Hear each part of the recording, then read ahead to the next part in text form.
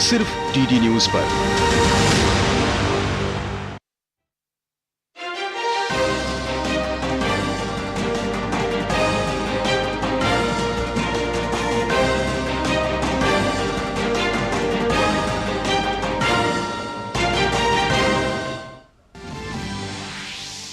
प्रवर्तन निदेशालय ने पश्चिम बंगाल राशन घोटाले मामले में टीएमसी नेता शंकराचार्य को देर रात किया गिरफ्तार। कल राशन घोटाले मामले में छापे के दौरान ईडी की दूसरी टीम पर हुआ था हमला।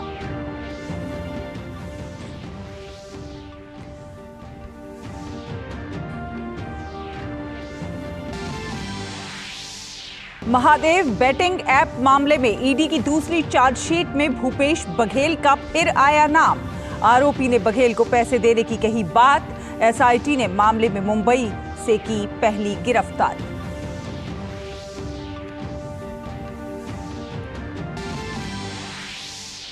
प्रधानमंत्री नरेंद्र मोदी आज जयपुर में चल रहे पुलिस महानिदेशकों और पुलिस महानिरीक्षकों के सम्मेलन में ले रहे हैं हिस्सा। नए आपराधिक कानूनों के कार्यान्वयन के लिए रोड मैप पर विचार विमर्श। इसरो आज अपने पहले सौर मिशन आदित्य L1 को अंतिम कक्षा में करेगा स्थापित। लैग्रेंज 1 बिंदु पर हेलो ऑर्बिट कक्षा से करेगा सूर्य का अध्ययन।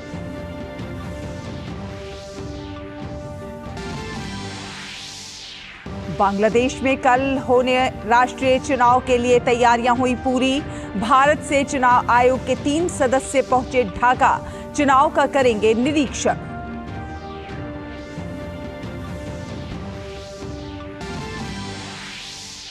उत्तर भारत में पड़ रही कड़ाके की ठंड से आम लोगों का जनजीवन प्रभावित। पहाड़ों पर बर्फबारी के चलते पूरा उत्तर भारत शीतलहर की चपेट में। घने कोहरे से ट्रेन और विमान सेवाओं पर पड़ा असर। नमस्कार, डीडी न्यूज देख रहे हैं आप और आपके साथ मैं हूं शहला निगार। आपको बता दें कि प्रधानमंत्री नरेंद्र मोदी आज जयपुर में चल रहे पुलिस महानिदेशकों महानिरीक्षकों के अखिल भारतीय सम्मेलन 2023 में भाग ले रहे हैं। सम्मेलन का आज दूसरा दिन है। सम्मेलन में साइबर अपराध, पुलिस व्यवस्था में प्रौद्योगिकी, आतंकवाद विरोधी चुनौतियां, वामपंथी उग्रवाद, जेल सुधार और आंतरिक सुरक्षा के मुद्दों पर विस्तार से विचार विमर्श हो रहा है। सम्मेलन का एक अन्य प्रमुख एजेंडा नए आपराधिक कानूनों के कार्यान्वयन के लिए रोड मैप पर विचार विमर्श है।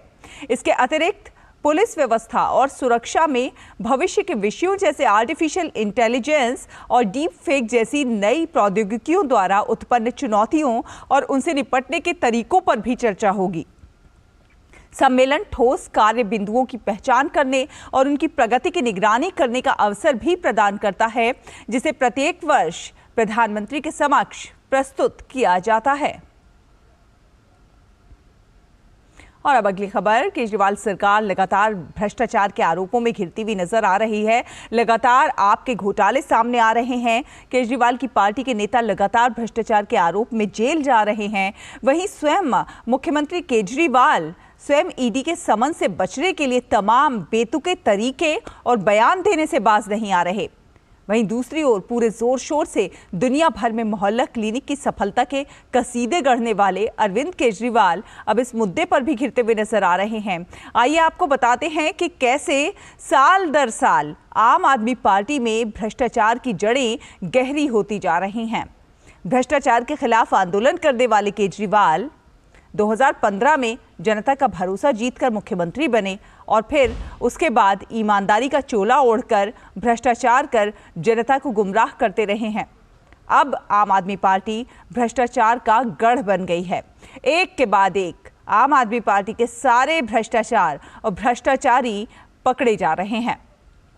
दिल्ली शराब घोटाले के बाद अब आपके भ्रष्टाचार में मोहल्ला क्लिनिक भी जुड़ गया है। मुख्यमंत्री केजरीवाल जिस मोहल्ला क्लिनिक को दिल्ली का विकास मॉडल बताते आए हैं, उसकी घोटालों की परतें खुलती जा रही हैं। मोहल्ला क्लिनिकों में नकली दवाएं, फर्जी लैब टेस्ट के जरिए जनता के स्वास्थ्य और विश्वास के साथ खिलवाड़ किया गया। दिल्ली की 7 मोहल्ला क्लिनिकों में सिर्फ 2 माह में 23,000 फर्जी मरीज मिले और करोड़ों रुपए के टेस्ट फर्जी हुए। जांच में 7 मोहल्ला क्लिनिक पर हजारों की संख्या में कराए गए टेस्ट में से 11,657 लैब टेस्ट ऐसे रहे हैं जिसमें मोबाइल नंबर में सिर्फ 0 लिखा पाया गया है। इससे पहले सरकारी अस्पतालों में नकली दवाई और इस मामले में सीबीआई जांच को हरी झंडी मिल गई है। तो वहीं 2 कमरे के घर में रहने का दावा करने वाले सीएम केजरीवाल का कोरोना में अपने घर के रेनोवेशन पर बेशुमार खर्च करना आम आदमी पार्टी के सारे दावों की पोल खोलता नजर आया। आप सरकार ने भ्रष्टाचार का अनुमान इस बात से आप लगा सकते हैं कि दिल्ली के किराड़ी में जिस 458 बेड वाले अस्पताल के निर्माण का दावा किया गया है, उसकी जमीन पर एक ईंट भी नहीं रखी गई है। फरिश्ते दिल्ली के योजना मामले में सुप्रीम कोर्ट ने दिल्ली सरकार को चेतावनी दी कि यदि उसने कोर्ट को गुमराह किया तो भारी जुर्माना लगाया जाएगा, जो मिसाल बनेगा। इस घोटाले में बिजली कंपनियों को 10,000 करोड़ रुपए का फायदा पहुंचाया गया। आम आदमी पार्टी के घोटालों और आरोपों की लंबी लिस्ट है। 2,000 करोड़ का शिक्षा घोटाला, हवाला के जरिए पैसे जुटाने का आरोप, सीएनजी घोटाला, स्वास्थ्य विभाग में हजारों करोड़ रुपए की वित्तीय अनियमितता, करोड़ों की बेनामी संपत्ति का खुलासा, विज्ञापन घोटाला, बीआरटी कॉरिडोर तोड़ने का घोटाला, स्ट्रीट लाइट घोटाला, संसदीय सचिव घोटाला जैसे कई मामले शामिल हैं। आम आदमी पार्टी के मंत्री और नेता सत्येंद्र जैन, मनीष सिसोदिया, संजय सिंह की दिल्ली शराब घोटाले में गिरफ्तारी हो चुकी है। उपराज्यपाल ने केजरीवाल के उप सचिव प्रकाश चंद्र को भ्रष्टाचार के आरोप में निलंबित कर दिया। वहीं इससे पहले दिल्ली के ओखला से आप विधायक अमानतुल्लाह खान को सरकारी काम में दखल देने और लोगों को भड़काने के आरोप में भी गिरफ्तार किया गया था। इसके अलावा आप निगम पार्षद गीता रावत को घूस लेते हुए गिरफ्तार किया गया। आप नेता सोमनाथ भारती पर पहले भ्रष्टाचार के गंभीर आरोप लग चुके हैं। आम आदमी पार्टी की सरकार के भ्रष्टाचार की जड़ें पंजाब तक भी पहुंच चुकी हैं। पंजाब के स्वास्थ्य मंत्री डॉक्टर विजय सिंगला भ्रष्टाचार के मामले में गिरफ्तार हो चुके हैं। वहीं पंजाब में आपके विधायक जसवंत सिंह पर गज्जन माजरा बैंक कर्ज घोटाले में कई आरोप हैं। पंजाब के आप विधायक डॉक्टर बलवीर सिंह को भी आपराधिक मामले में 3 साल की सजा सुनाई गई है। वहीं शराब घोटाले में ईडी के सामने पेश होने से बचने के लिए मुख्यमंत्री केजरीवाल एक के बाद एक बहाने बनाते नजर आ रहे हैं। और राशन घोटाले के मामले में प्रवर्तन निदेशालय की टीम पश्चिम बंगाल में लगातार छापेमारी कर रही है। ईडी ने बड़ी कार्रवाई करते हुए देर रात तृणमूल कांग्रेस के नेता शंकर आद्या को गिरफ्तार कर लिया। प्रवर्तन निदेशालय टीएमसी नेता शंकर को गिरफ्तार करके कोलकाता स्थित ईडी मुख्यालय ले आई है। अब उनसे पूछताछ हो रही है। ईडी की टीम ने कल आद्या के ससुराल में छापा मारा था। वो पूर्व खाद्य मंत्री ज्योतिप्रिय मलिक के करीबी माने जाते हैं। ईडी की एक टीम कल बनगांव नगर पालिका के पूर्व चेयरमैन शंकर आद्या के ससुराल पहुंची थी। वहीं दूसरी टीम संदेश खाली में शाहजहां शेख के घर पहुंची थी। ईडी ने कल सुबह करीब 7:30 बजे बनगांव के शिमुलतला स्थित शंकर आद्या के ससुराल में तलाशी शुरू की और 17 घंटे बाद वहां से निकली। फिर देर रात 1 बजे शंकर आद्या को गिरफ्तार कर लिया गया। शंकर आद्या को ले जाते समय केंद्रीय बलों और ईडी टीम को स्थानीय लोगों के विरोध का भी सामना करना पड़ा। वहीं कल शाहजहां शेख के घर पर पहुंची ईडी की टीम पर हमला हुआ। इसमें प्रवर्तन निदेशालय के 2 और मीडिया के 3 कर्मी घायल हो गए।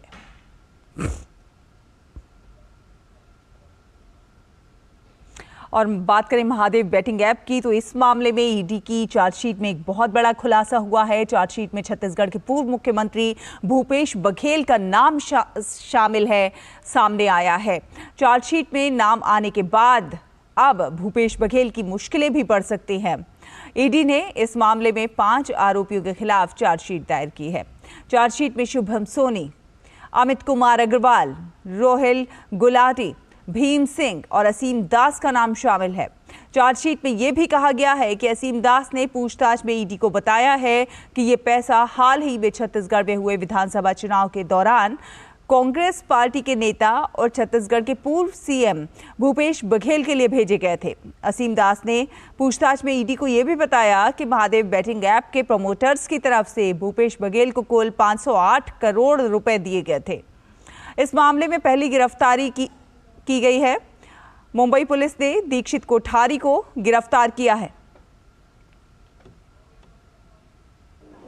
पिछला 5 साल कांग्रेस का कार्यकाल पूरे घोटालों का रहा है। एक एक करके सभी घोटालों पर जांच बैठाएंगे और जो भी दोषी होंगे उनके ऊपर सख्त से सख्त कार्रवाई होगी।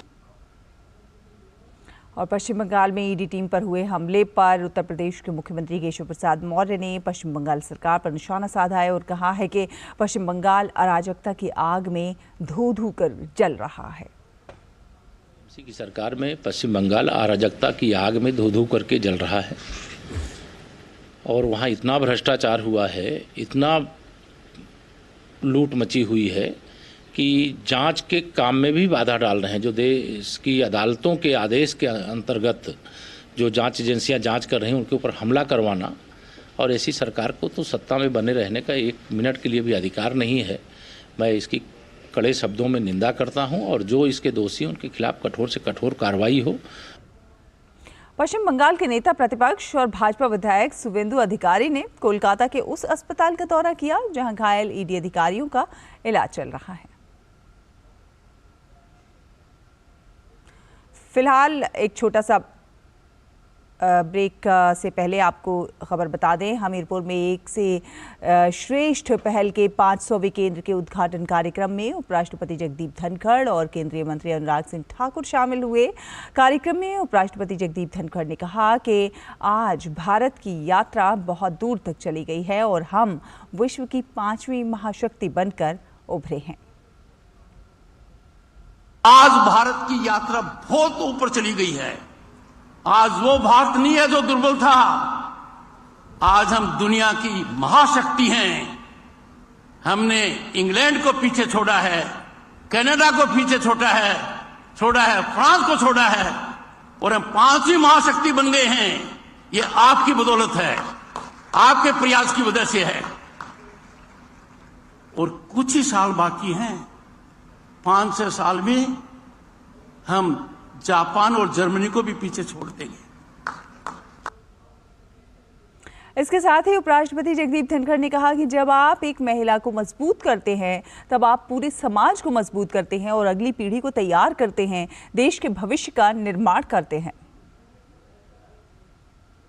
दुनिया में बदलाव का सबसे बड़ा केंद्र यह है कि हर मानव को अपनी प्रतिभा चमकाने का अच्छा अवसर मिले। क्या था पहले? महिलाएं चूल्हे के अंदर आंसू बहाती थी।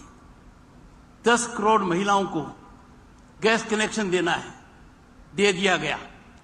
मैं इसको दूसरी दृष्टि से देखता हूं।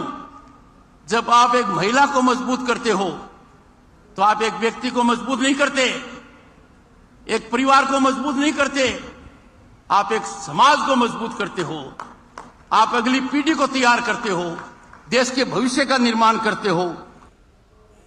और हमीरपुर में एक से श्रेष्ठ पहल के 500वें केंद्र के उद्घाटन कार्यक्रम में अपने संबोधन में केंद्रीय मंत्री अनुराग सिंह ठाकुर ने कहा कि शिक्षक एक जीवन धर्म है और जीवन धर्म को निभाने वाले 500 शिक्षकों में 95% से अधिक महिलाएं हैं और इन 9000 बच्चों में भी 48% से अधिक बेटियां हैं। केंद्रीय मंत्री ने कहा कि जीवन में महिलाओं की भूमिका बहुत बड़ी है।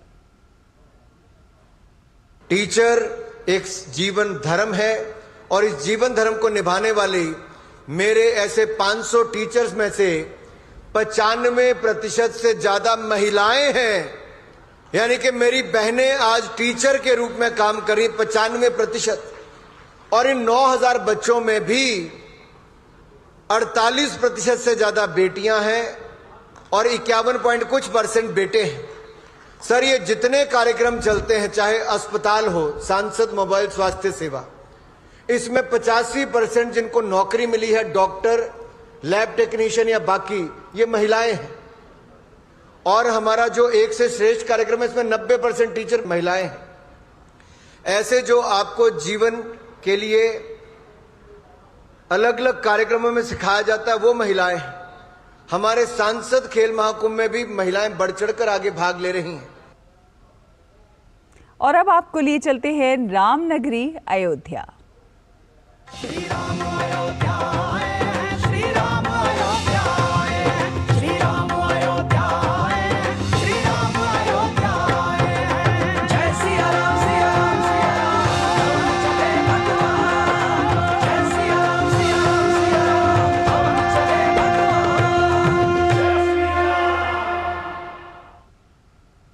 भगवान शाम सदाशिव महादेव के त्रिनेत्र में सूर्य, चंद्र और अग्नि का वास है और यही तीनों तत्व श्री राम के नाम में वास करते हैं।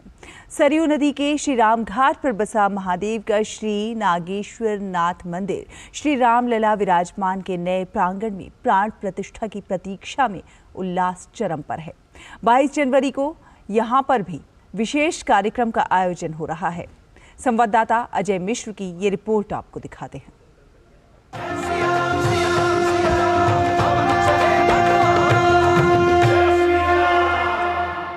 श्री राम अयोध्या आए, श्री राम अयोध्या आए, श्री राम अयोध्या आए, श्री राम अयोध्या आए। जय सिया राम। अयोध्या में श्री राम घाट पर बसा अयोध्या का प्राचीन नागेश्वर मंदिर इन दिनों अपनी भव्यता को प्राप्त हो रहा है। मौका है श्री राम लला की प्राण प्रतिष्ठा का। प्रधानमंत्री के आह्वान के बाद पूरे देश के मठ मंदिरों की तरह 22 जनवरी को यहाँ विशेष कार्यक्रम का प्रबंध किया गया है। श्री राम जन्मभूमि का जब से निर्माण हुआ है, हम लोग यहाँ भी विचार भी कर रहे हैं कि जिस दिन भगवान की प्राण प्रतिष्ठा यहाँ श्री राम जन्मभूमि में हो, हमारे नागेश्वर नाथ में भी उस दिन अनवरत राम नाम का कीर्तन चलता रहे। यह व्यवस्था हम लोगों ने पीएम के आह्वान पे यहाँ किया हुआ है। श्री राम अयोध्या आए, मां सरयू के राम घाट के पास बसा यह दिव्य नागेश्वर मंदिर भगवान श्री राम के पुत्र कुश के द्वारा स्थापित किया गया है। जब से श्री राम मंदिर का निर्माण शुरू हुआ है, तब से यहाँ पर आने वाले भक्तों की संख्या में भी काफी बढ़ोतरी हुई है। बहुत से श्रद्धालु यहाँ अपना जो काल सर्प योग उनकी कुंडली में बना रहता है, महामृत्युंजय का जाप कराने के लिए, बहुत से अपने कष्टों से छुटकारा पाने के लिए, भगवान भोलेनाथ का दर्शन करने के लिए, अभिषेक करने के लिए, दुग्धाभिषेक करने के लिए यहाँ हर महीने नित्य प्रति आते रहते हैं। अयोध्या में श्री राम जन्मभूमि की प्राण प्रतिष्ठा में दो लोग सबसे ज़्यादा प्रसन्न नज़र आ रहे हैं। एक तो हनुमानगढ़ी के हनुमान जी महाराज और दूसरे सरयू के किनारे बसे ये नागेश्वर नाथ। आप देख रहे हैं श्री नागेश्वर नाथ मंदिर। बहुत भव्य यहाँ पे तैयारियाँ की गई हैं और बताया जा रहा है कि जब श्री राम विराजमान होंगे तो यहाँ पर अखंड राम नाम की धुन का कीर्तन जो है उसका आयोजन किया जाएगा। और ये माना जाता है कि जो भी अयोध्या की यात्रा पर आता है उसको यहाँ पर नागेश्वर नाथ जो कि महादेव का स्थान है अयोध्या में, उसके दर्शन करना अत्यंत आवश्यक है। अन्यथा उसके आधे पुण्य अयोध्या की सीमा से बाहर ही जाते हुए खत्म हो जाते हैं। आइए आपको दिखाते हैं यहाँ के मशहूर जो श्रृंगार आरती है उसके कुछ दृश्य।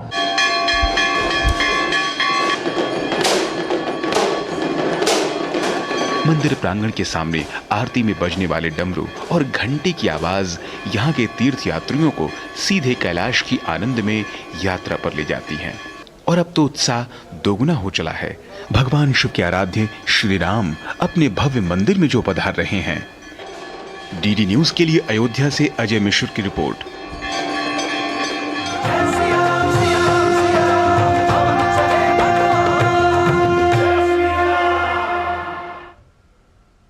आज भारत जिस मकाम पर दिखाई दे रहा है, वहां तक पहुंचने में पिछले एक दशक से जारी सुधारों की एक लंबी श्रृंखला का बेहद अहम योगदान है।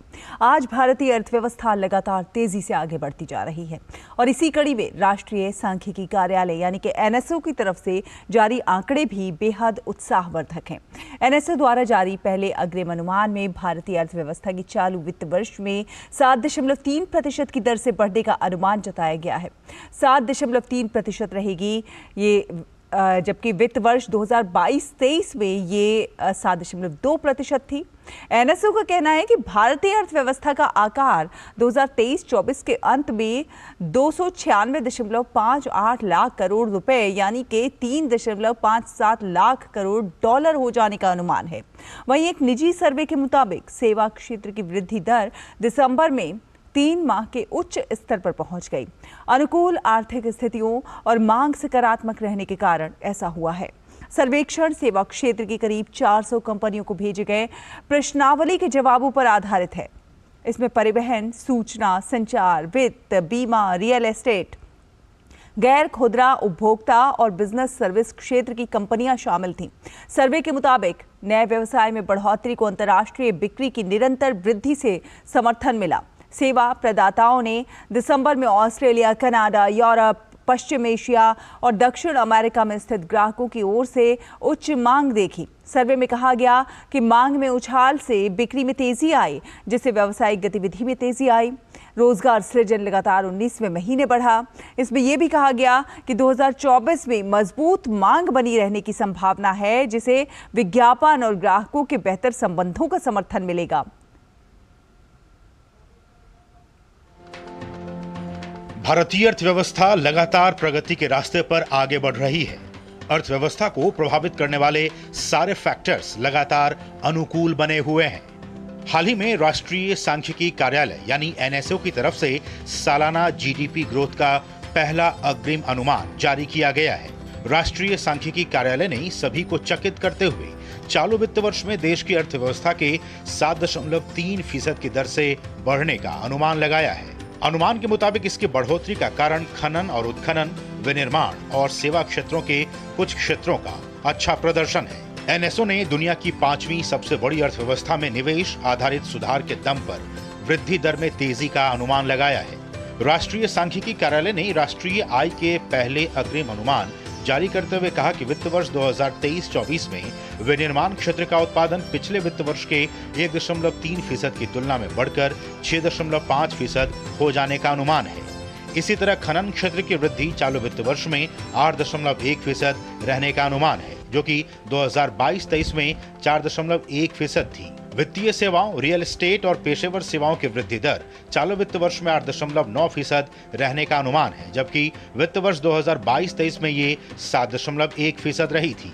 एनएसओ ने एक बयान में कहा कि वास्तविक जीडीपी यानी 2011-12 की स्थिर कीमतों पर जीडीपी के साल 2023-24 में 171.79 लाख करोड़ रुपए पहुंच जाने का अनुमान है, जबकि वर्ष 2022-23 के लिए जीडीपी के अस्थायी अनुमान के अनुसार ये 160.06 लाख करोड़ रुपए रहा था। एनएसओ का कहना है कि भारतीय अर्थव्यवस्था का आकार 2023-24 के अंत में 296.58 लाख करोड़ रुपए यानी 3.57 लाख करोड़ डॉलर हो जाने का अनुमान है। वहीं एक निजी सर्वे के मुताबिक सेवा क्षेत्र की वृद्धि दर दिसंबर में 3 महीने के उच्चतम स्तर पर पहुंच गई। अनुकूल आर्थिक स्थितियों और मांग सकारात्मक रहने के कारण ऐसा संभव हुआ। सर्वेक्षण सेवा क्षेत्र की करीब 400 कंपनियों को भेजे गए प्रश्नावली के जवाबों पर आधारित है। इनमें परिवहन, सूचना, संचार, वित्त, बीमा, रियल एस्टेट, गैर खुदरा उपभोक्ता और बिजनेस सर्विस क्षेत्र की कंपनियां शामिल थीं। सर्वे के मुताबिक नए व्यवसाय में बढ़ोतरी को अंतर्राष्ट्रीय बिक्री की निरंतर वृद्धि से समर्थन मिला। सेवा प्रदाताओं ने दिसंबर में ऑस्ट्रेलिया, कनाडा, यूरोप, पश्चिम एशिया और दक्षिण अमेरिका में स्थित ग्राहकों की ओर से उच्च मांग देखी। इसमें कहा गया है कि 2024 में मजबूत मांग बनी रहने की संभावना है, जिससे विज्ञापन और ग्राहकों के बेहतर संबंधों का समर्थन मिलेगा। Bureau report, DD news.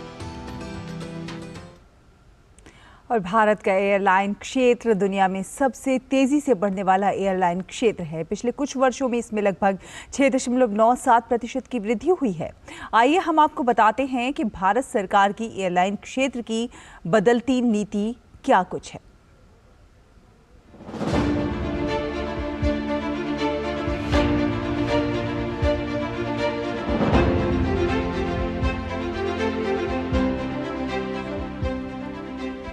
Bharat में एयरलाइन क्षेत्र दुनिया की तुलना में तेजी से विकास कर रहा है। देश का संपूर्ण विमानन उद्योग आश्चर्यजनक गति से बढ़ रहा है।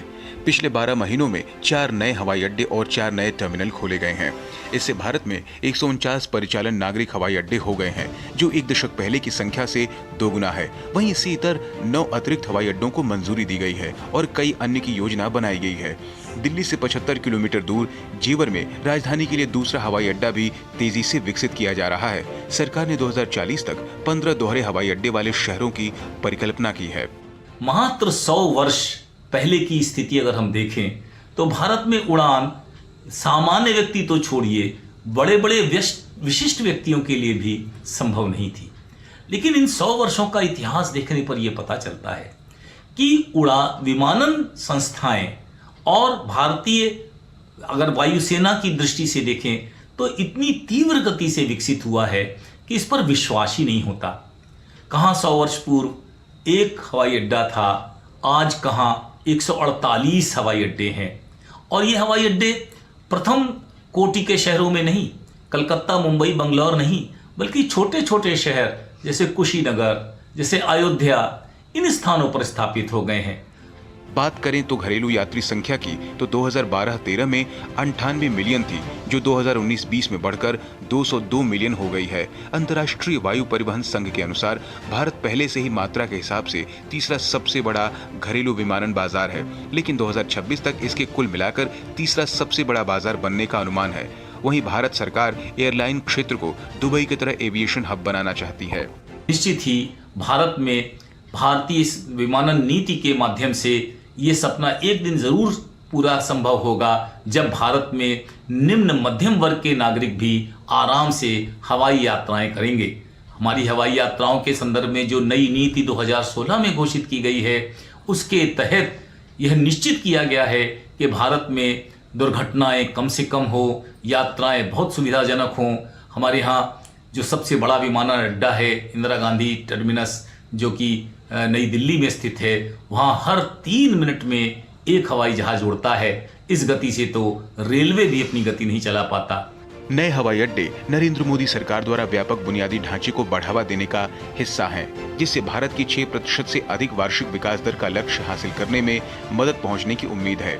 एक पत्रिका परिवहन समीक्षा में छपे एक आलेख के अनुसार विमानन में वृद्धि से विकास को बढ़ावा मिलता है और भारत एक विशाल देश है, जहां सड़क और रेल संपर्क और दूर दूर तक फैले औद्योगिक और व्यापारिक केंद्र हैं।